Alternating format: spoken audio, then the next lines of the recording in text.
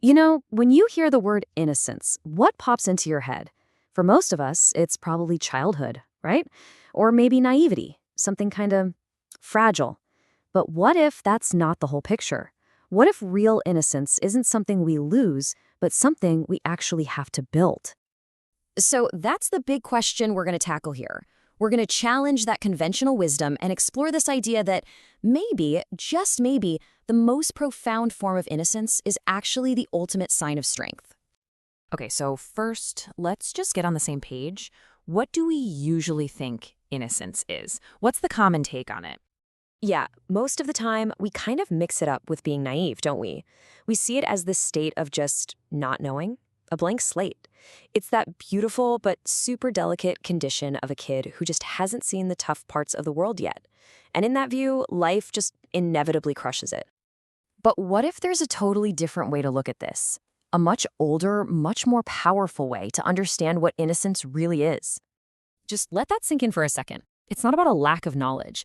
It's about a lack of defensiveness. It's this ability to actually see the world, to perceive reality without that constant nagging need to protect yourself or your identity. And this really gets to the heart of it. On one hand, you've got the myth. Innocence is just immaturity, something you're supposed to grow out of. But on the other hand, you have the reality. Innocence is a structural condition. It's a state of being that's built on being free from that need to protect yourself.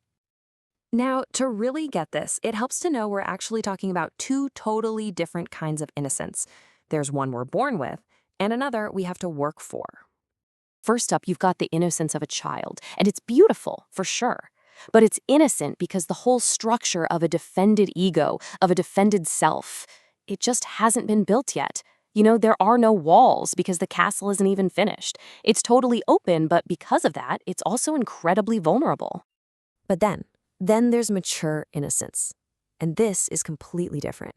This isn't about having no structure. It's about having so much internal structure, so much coherence, that almost nothing can threaten it. The walls aren't needed anymore, not because they were never there, but because the fortress on the inside is just that secure. So when you put them side by side, the difference is just huge. Childlike innocence is built on a lack of structure. Mature innocence is built on an excess of it. And here's the real kicker. When you apply pressure, one completely collapses. The other, it stays perfectly coherent. One is where the journey begins. The other is the destination. So this brings up a really interesting paradox, right? If this mature innocence is so unbelievably strong, why do we so often mistake it for weakness? Well, the answer is all about what it doesn't do. It just doesn't act the way we've been taught to think strength acts. It doesn't need to put on a show. For one thing, mature innocence doesn't posture.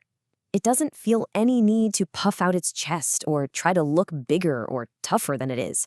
All that energy people spend performing strength, it's just not necessary. And it doesn't assert itself either. It doesn't have to be the loudest voice in the room or demand that you agree with it. It just is. It occupies its space with this quiet confidence that needs zero validation from the outside. And lastly, it doesn't perform certainty. It's not trying to convince you or even itself that it has all the answers. There's this deep, profound peace in being okay with not knowing everything, and it's totally comfortable there. And this right here, this is the whole point. While it doesn't have any of those external signs of aggressive strength, what it does have is an unshakable internal core. You can push on it, you can challenge it, you can expose it, and it just holds. It doesn't break. So really, it all boils down to stability. Childlike innocence is reactive, It needs to be sheltered to survive. But mature innocence, it's stable. It stays whole, completely intact, even when it's totally exposed to all the pressures of the world. Okay, so how do you even get to a state like this? It's not about going backward, not about regressing to childhood. It's about building an internal architecture that's so complete that fear just isn't the organizing principle anymore. So what does that journey actually look like? Well, you start in an open, unformed, childlike place. Then comes the work, all the stuff of life, building an identity, learning how to defend it, going through pride and shame, but the journey doesn't stop there. The final steps are about seeing those defenses so clearly that you can just let them go. They become unnecessary. And that leads you to the final state, perception that is open again. Not because it's empty, but because it's finally complete. And if there's one idea to take away, it's this one. Mature innocence isn't formless. It's actually a highly developed internal form, a structure that just happens to not be built on a foundation of fear. It's organized around something else entirely. And that's exactly why this state is so rare, and why it's so unmistakable when you do see it. Think about it. You can fake being wise. You can perform knowledge or certainty. But you absolutely cannot fake this kind of innocence, because its very definition is the absence of performance. So let's leave you with this to think about. For just a moment, forget about losing innocence or gaining it. Instead, just ask yourself this. What would that feel like?